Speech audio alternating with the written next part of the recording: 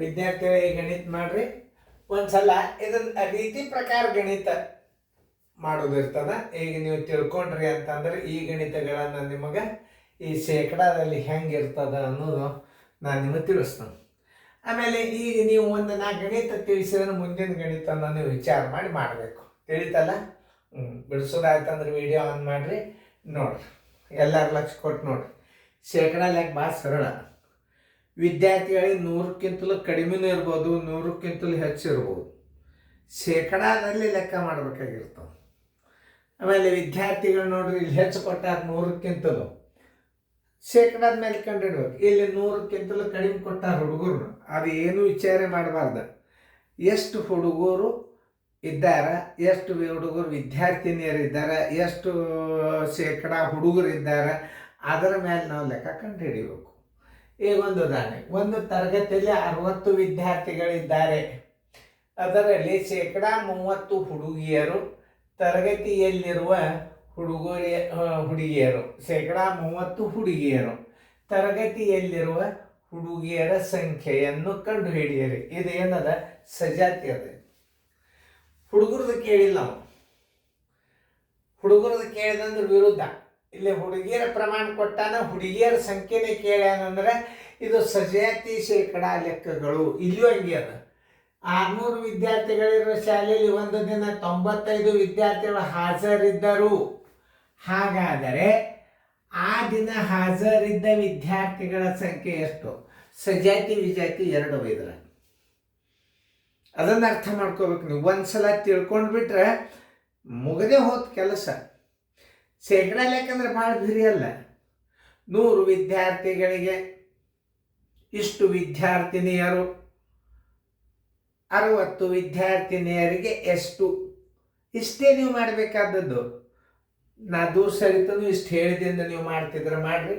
ಒಂದೇ ಒಂದು ನಿಮಿಷ ಮ್ಯೂಟ್ ಮಾಡಿದಿಂದ ನೀವು ತೆಗಿಬೇಕು. ಈಗ ನಾನು ತಿಳಿಸ್ತೇನೆ, ನೀವು ನೋಡ್ಬೇಕು. ನಿಮ್ಮದು ಬಿಡಿಸೋ ತನಕ ನಾನು ಇದ್ರಾಗೆಲ್ಲ ಮ್ಯೂಟ್ ಮಾಡಿದಾಗ ನಿಂತು ಬಿಡ್ತದೆ. ಈಗ ಇದು ಸೀರಿಯಲ್ ಅಭ್ಯಾಸ. ಇದು ನೋಡ್ರಿ, ಒಂದು ತರಗತಿಯಲ್ಲಿರುವ 60 ವಿದ್ಯಾರ್ಥಿಗಳಿದ್ದಾರೆ. ಅದರಲ್ಲಿ 30% ಹುಡುಗಿಯರು. 100 ವಿದ್ಯಾರ್ಥಿಗಳಲ್ಲಿ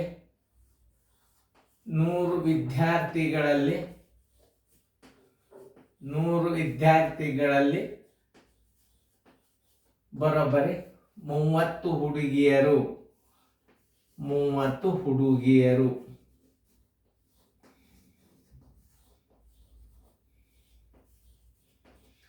60 ವಿದ್ಯಾರ್ಥಿಗಳಿಗೆ ಬರೋಬ್ಬರಿ ಎಷ್ಟು ಹುಡುಗಿಯರು?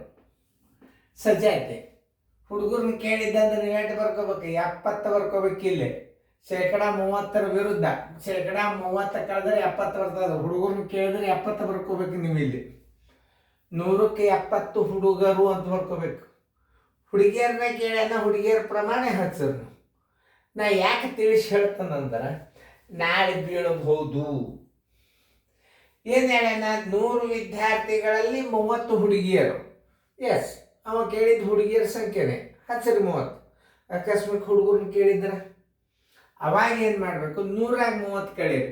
100 ವಿದ್ಯಾರ್ಥಿಗಳಿಗೆ 70 ಹುಡುಗರು, 60 ವಿದ್ಯಾರ್ಥಿಗಳಿಗೆ ಹುಡುಗರು ಎಷ್ಟು? ಗಣಿತ ತಿಳ್ಕೊಂಡ್ರೆ ಭಾಳ ಸರಳ.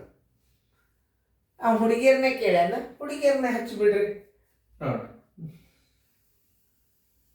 ಮೇಲೆ ಪದ ಮೇಲೆ 60, ಇದನ್ನು ಗುಣಾಕಾರ ಹಾಕಿ 30 ಮಾಡ್ರಿ. ಇದು 100 ಇಲ್ಲಿ ಇಟ್ಬಿಡ್ರಿ. ಈ ಪೂಜತ್ತು 6 18 ಹುಡುಗಿಯರು. ಹುಡುಗಿಯರ ಸಂಖ್ಯೆ ಎಷ್ಟು? ಹುಡುಗಿಯರ ಸಂಖ್ಯೆ ಬರೋಬ್ಬರಿ